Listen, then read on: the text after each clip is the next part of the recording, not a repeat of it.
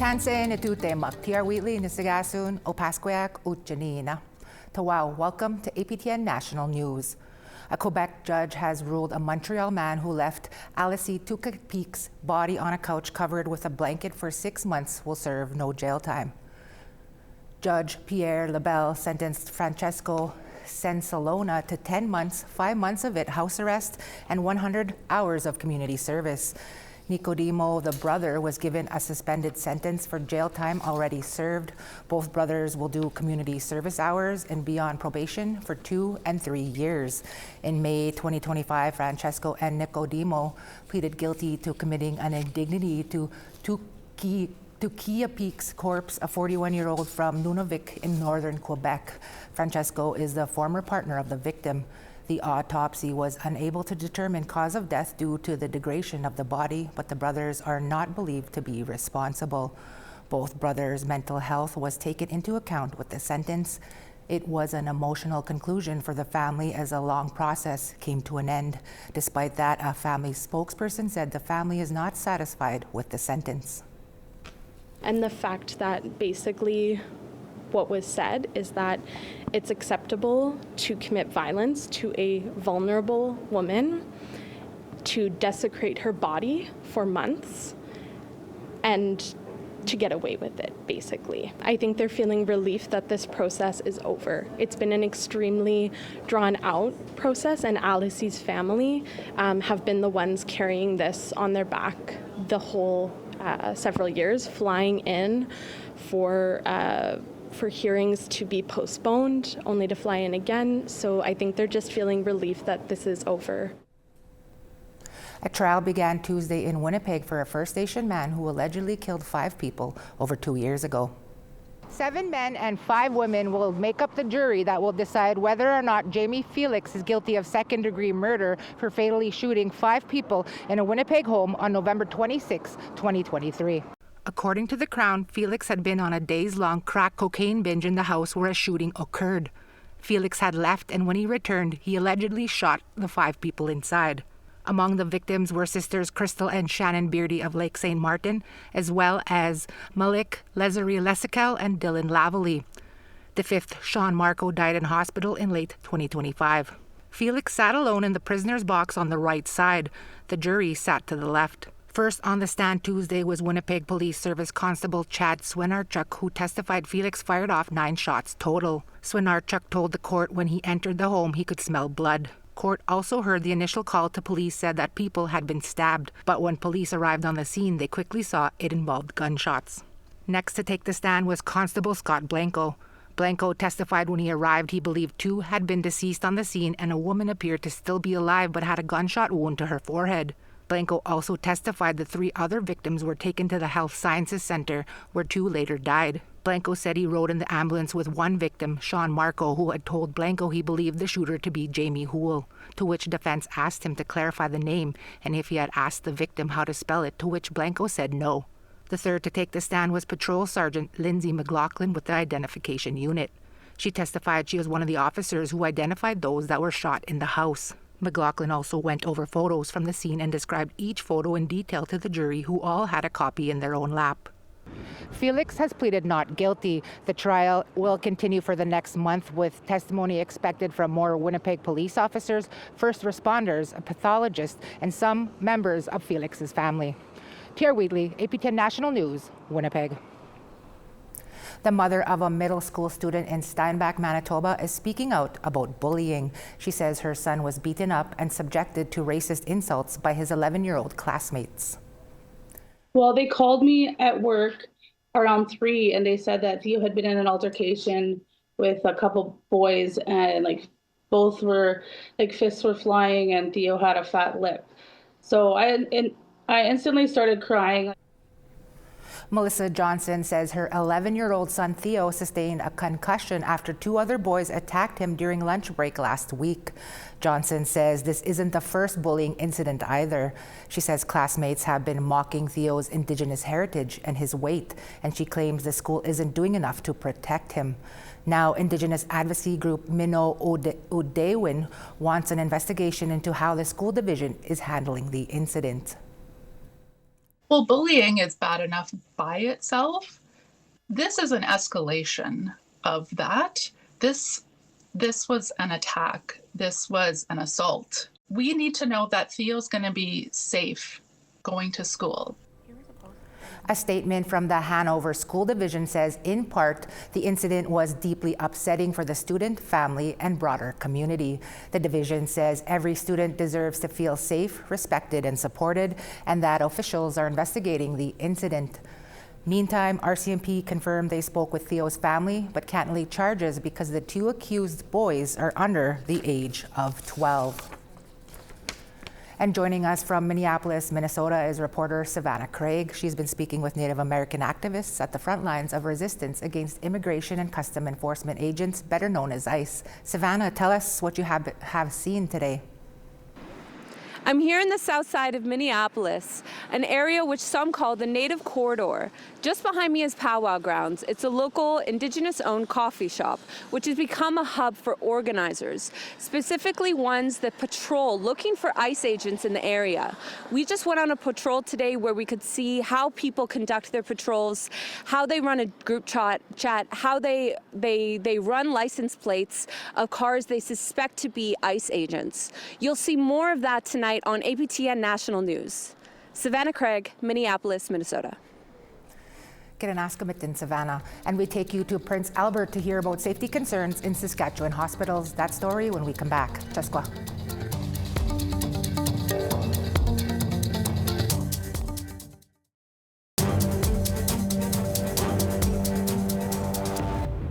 Come on in, Pitigwe.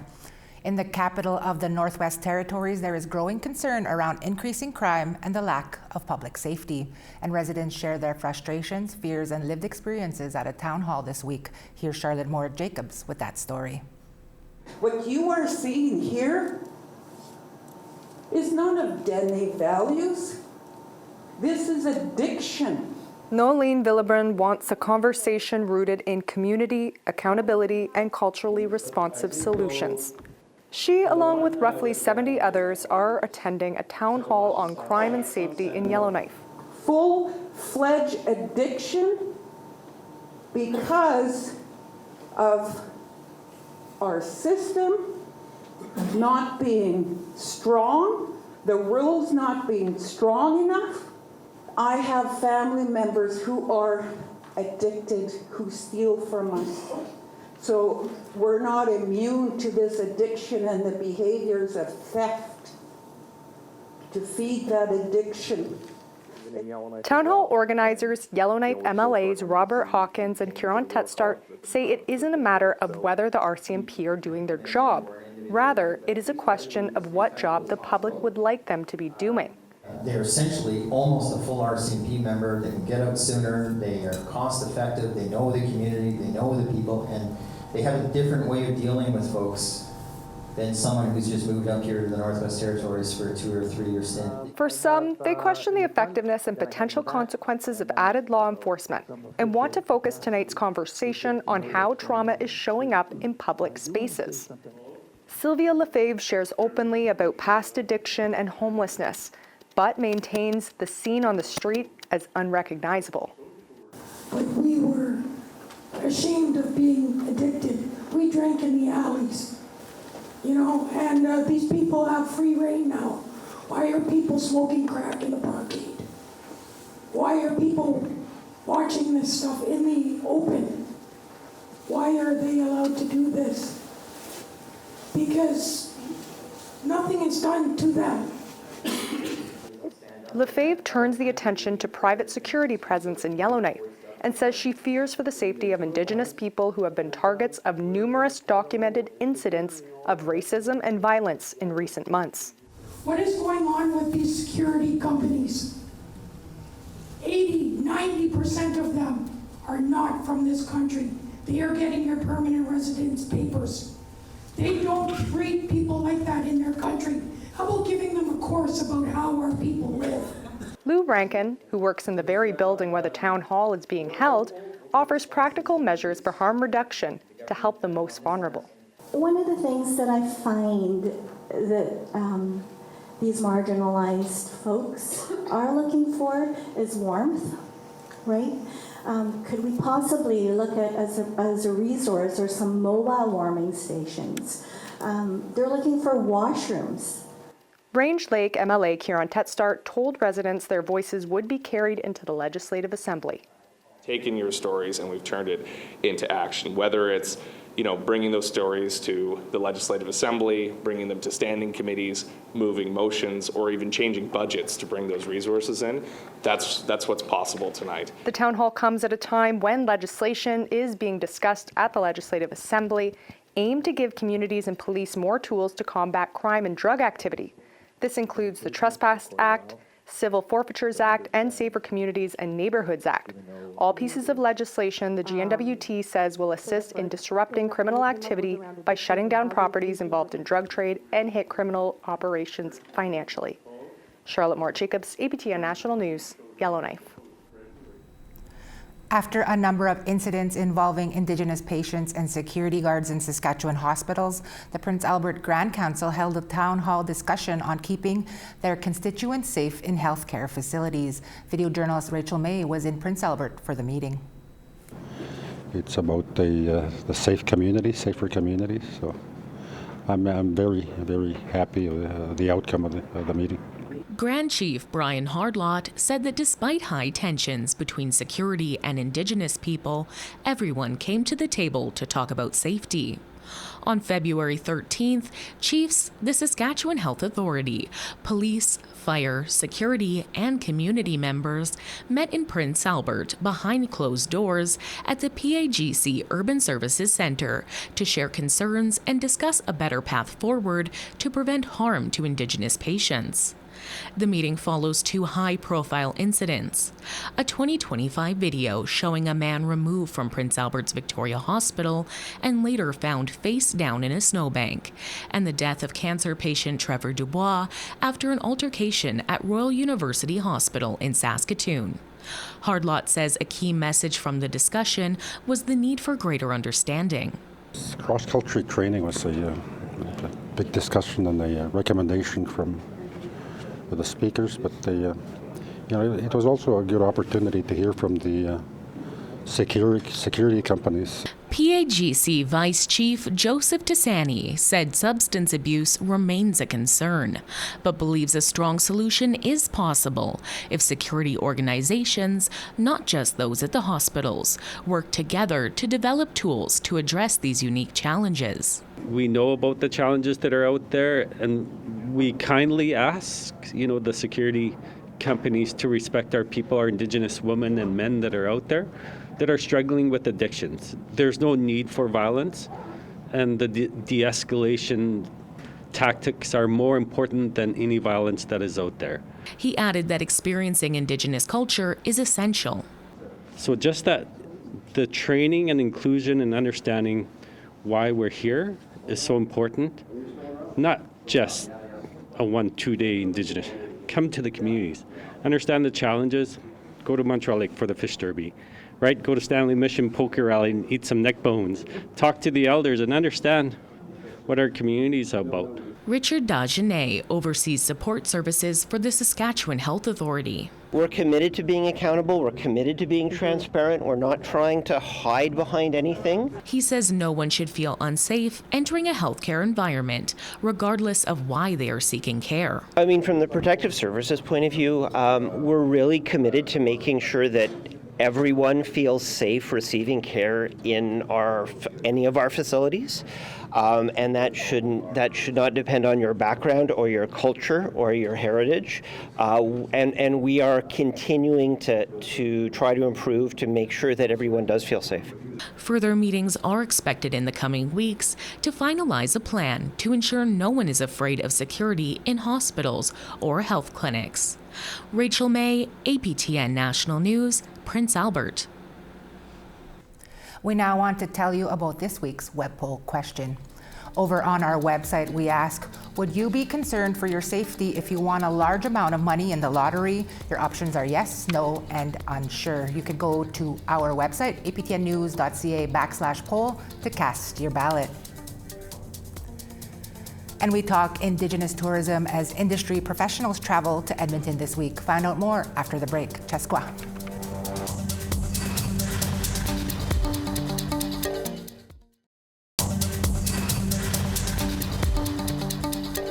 to WOW, welcome back. Starting on the East Coast, St. John's 0, Charlottetown -1. Over to Nain -8, Kuujjuaq also -8. To Chibougamau -15, Quebec City -1. Over to North Bay -7, Sault Ste. Marie -3. Up to Big Trout Lake -16, Kapuskasing -10. Over to Churchill -29, Puckatawagan -18. Barons River -9, Gimli -5. Saskatoon -16, Regina -15. Up to Stony Rapids -30, Buffalo Narrows -22. Moving west, High Level -15, Peace River -14. Down to Edmonton -15, Calgary -10. Over to Campbell River 4 degrees, Vancouver also 4. East Lake -12, Smithers -7. Up to Old Crow -20, Mayo -18. Over to Yellowknife -20, Wati -19. Up to Taktoyaktuk -19, Cova Lake -15. Cambridge Bay -20, Baker Lake -22. Over to Resolute -38 and Iqaluit -23. For the past 13 years, the International Indigenous Tourism Conference has gathered industry professionals, community leaders, and entrepreneurs to promote Indigenous tourism. The conference in Edmonton this week will include 1,000 operators from around the world, including from the United States, the Caribbean, Latin America, Australia, and New Zealand. To tell us more about the event is Keith Henry, the CEO of the Indigenous Tourism Association of Canada. He joined Creason Ajakote earlier. Keith Henry, thank you so much for speaking with us. Can you first start by telling us a little bit about this International Indigenous Tourism Conference happening this week in Edmonton, and how long has it been around for, and what can visitors expect? Yeah, happy to. Thanks for having me on the show, Creason, and talk a little bit about the Indigenous tourism industry itself. This is our 13th edition of the International Indigenous Tourism Conference. In fact, we held it in Winnipeg, Manitoba, just 3 years ago. And we moved this conference around the country basically to help the world see that Canada is a world-leading Indigenous destination as part of the objective. The other part is around bringing operators together that are Indigenous-owned businesses from across the country. There's about 2,700 businesses, and we get several that come to learn about marketing and development opportunities and things like that. And then we get a very large non-Indigenous tourism, number of delegates from different tourism companies that are trying to figure out how to learn to work more effectively with Indigenous tourism itself. So it serves a lot of purposes, and it's grown substantially. Our first conference over a decade ago was, very modest, less than 100 delegates. And now here today, we've got over 1,000 delegates here in Edmonton working and from 14 different countries. So I feel like we're doing extremely well in the industry right now. That's so great to hear. Keith, what do you think are some of the important topics to be discussed at this conference that people in Indigenous tourism need to know about? I think what we're trying to help our Indigenous tourism, especially the members that are here and partners, that we got to get beyond performative sort of metrics. It can't just be about, just acknowledgements and those are important, don't get me wrong. But what we want is the tourism industry to understand how to position Canada as an amazing Indigenous destination. Let's tell the truth about the history and story of the original people of these lands. And I think that's a big outcome. The title of our conference this year is Come Walk With Us. And I mean, that's intended that way because the tourism industry, has done a lot of good things, but many of our non-Indigenous partners always want to take over the narrative. They always want to tell our story. They always want to define and market us in the way that they think is appropriate. And I don't think what we're showing them is there's better ways, more effective ways, and we're seeing real business growth for everyone when we do it right. Great points there, Keith. 20 years ago, you could say Indigenous tourism in Canada was much smaller back then. Are you seeing this industry experience a bit of a boom now, and are people actively looking for the Indigenous experience? Yeah, we are seeing a significant change. I've been around the industry over 20 years myself, and I can tell you with great certainty, there was about 850 businesses doing this kind of work: hotels, cultural centers, handful of sort of catering companies. Artists have always been around for time immemorial, but it was very modest in terms of business structure. Today, we've got 2,750 plus businesses. Some right here in Edmonton, Enoch have been investing heavily into developing their hotel, their destination sort of experiences. You've got Métis Crossing not far from Edmonton. You've got all these amazing things that have been these businesses that are sharing culture in different ways. So the good news is that we're seeing a real, tremendous growth in business investments to grow Indigenous tourism businesses on our side of the equation. But the frank reality is the consumers, both domestically and internationally, continue to want this experience. And so we're just trying to help everyone marry those concepts together. Here's the business, and here's where the customers are, and here's how you have to make sure you sell, if you will, to them. And the great news, as you know, is that everyone looks at this from an economic perspective, which I have to speak about. But the truth is, for me, I think what I really love is I see so much cultural revitalization and actually sustaining artists and sustaining people in ways they never thought of before making a living at it, that I think there's so much more potential ahead of us. You talked about it a bit there, and in terms of the numbers, are you able to break down or explain just how many more Indigenous people are getting involved and how much more money this industry brings to the country and provinces like Alberta? Yeah, so it's substantial. I mean, Indigenous tourism, we at ITAC, we actually do quite an economic analysis, and without an ITAC there before, these numbers just weren't there. People didn't know the value. So the last major economic analysis was completed about a year and a half ago. The actual economic value to the Canadian economy is worth about 1.6 to 1.7 billion in direct GDP. We employ about 36,000 people, mostly Indigenous, working in those 2,750 plus jobs. For a place like Alberta, it's worth about 400 to 500 million here to the Alberta economy. So, I mean, it is really important for the economics for all of us. And I think that there's this misconception our businesses don't pay taxes. There's misconception in depending the location. A lot of our businesses, some are on reserve, some are off. But there's a lot of important investments that we attract because of these kind of developments. And I think hopefully I can say with great certainty, we believe the industry could almost triple by 2030 because the consumer demand is so high. But it's going to take an important strategy from a community to a provincial territorial level to a national level. Keith Henry is the president and CEO of the Indigenous Tourism Association of Canada. Keith, thank you for your time. Really appreciate having the opportunity to talk about our industry. And that's all the time we have for this Wednesday afternoon. I'm TR Wheatley. It's been a pleasure to be here with you. Join me again at 6 p.m. Eastern. Until then, from all of us at APTN to all of you, Egase, Gitam, Kinanaskamitinawa.